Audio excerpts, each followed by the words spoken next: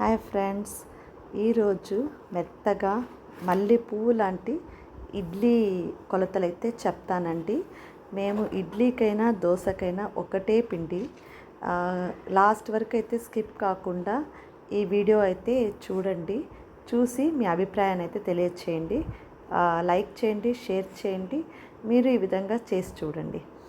మేము ఇడ్లీకైనా దోశకైనా ఒకటే పిండి అండి మాది. మేము సోడా కూడా వేయం, అసలు సోడా అనేది అసలు మేము వాడము. మెత్తగా అయితే వస్తుంది ఇడ్లీలు. ఇది ఇది ఇడ్లీ రైస్ అండి, ఇడ్లీ బియ్యం అంటాము. ఇదైతే గుండుగా ఉంటుంది, ఆ బియ్యం అయితే తీసుకోవాలి. ఇది కాకుండా IR16 అనే ఒక బ్రాండ్ కూడా అయితే ఉంది, అది కూడా చాలా బాగుంటుంది. కొంచెం పిండి మనకి ఎక్కువ వస్తుంది వేసిన తర్వాత. ఈసారి అయితే నేను ఇడ్లీ రైస్ తీసుకుంటున్నాను. సో దీనికైతే ఇప్పుడు మా ఇడ్లీల కోసం అయితే నేను 5 గ్లాసుల ఇడ్లీ బియ్యం తీసుకున్నాను. 1 గ్లాస్ పచ్చి బియ్యం, మళ్ళీ 1 గ్లాసు ఉద్దిపప్పు. కానీ అది కరెక్ట్గా అయితే 1 గ్లాస్ తీసుకోకూడదు, మనకు కొంచెం ఎక్కువ ఒక పిడికిడి ఎక్స్ట్రా వచ్చేలాగా ఇలా చేసుకోవాలి.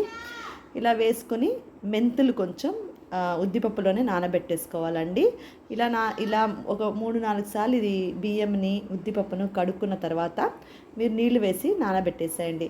మామూలుగా అయితే 4 అవర్స్ లేదా 8 అవర్స్ నానబెడతారు, కానీ నేనైతే 2.5 అవర్, 2.5 గంట సేపు లేదా 1.5 గంట సేపు నేను నానబెడతాను. ఒక్కొక్కసారి 6 గంటలకు నానబెట్టంటే 7:30-8 గంటల వేసేస్తాను పిండి. అటువంటి టైంలో అయితే మనము ఉద్దిపప్పును మాత్రం ఫ్రిడ్జ్లో తీసుకెళ్ళి పెట్టాలన్నమాట. ఎందుకంటే అప్పుడే మనకి ఆ టైం అనేది కొంచెం తగ్గుతుంది, కాబట్టి మనకి బాగా వస్తుంది. పిండి కూడా కొంచెం బాగా ఎక్కువ వస్తుంది అనమాట. నెక్స్ట్ ఇప్పుడు 1.5 గంట సేపు 2 గంటల సేపు అయిపోయిందండి. ఇప్పుడు నేను పిండి వేసేసుకుంటున్నాను. ఫస్ట్ అయితే నేను ఎప్పుడు ఉద్దిపప్పు సపరేట్గా వేసుకుంటాను, బియ్యం సపరేట్గా వేసుకుంటాను. కొంతమంది అయితే 2 కలిపి ఒకే పనిలోగా వేసేసుకుంటారు, కానీ అలా వేసుకున్నామంటే పిండి చాలా తక్కువ వస్తుంది మనకి. అదే ఉద్దిపప్పు సపరేట్గా చేసుకున్నామంటే మనకి పిండి ఎక్కువ వస్తుంది. ఇప్పుడు మనకు ఉద్దిపప్పు మెదిగిందా లేదా అని తెలుసుకోవడానికి ఇప్పుడు చూడండి, ఇక్కడ నేను కొంచెం పిండి తీసి నీళ్ళల్లో వేసాను.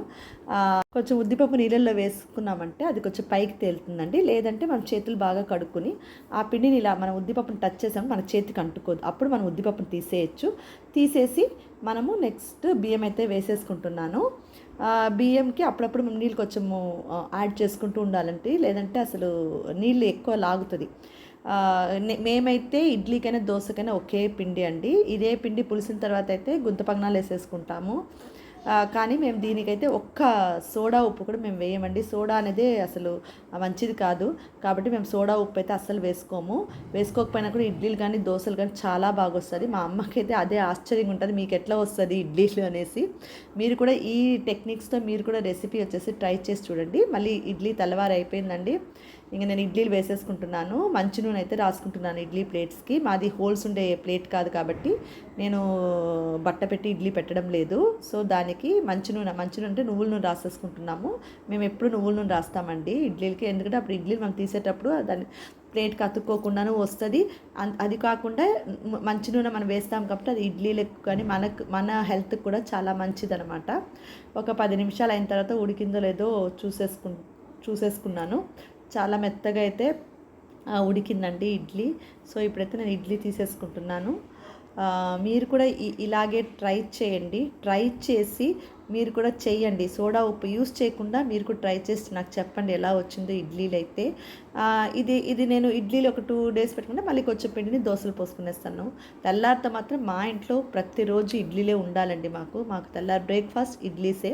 దీనికి మనం కార చట్నీ లేదా పల్లీల చట్నీ లేదంటే సాంబారు ఇదైతే సూపర్గా ఉంటుంది. ఇంకా మటన్ చారు అయితే ఇంకా సూపర్గా ఉంటుందండి ఇడ్లీలకి. మనకి ఎన్ని ఇడ్లీ లోపలికి పోతుందో మనకు తెలియదు. సో మీరు కూడా ట్రై చేసి నాకు చెప్పండి. ఈ వీడియో ఎలా ఉందో చూసి కమెంట్ చేయండి, లైక్ చేయండి, వీలైతే మీ ఫ్రెండ్స్కు షేర్ చేయండి. చేస్తారు కదా. Thank you so much.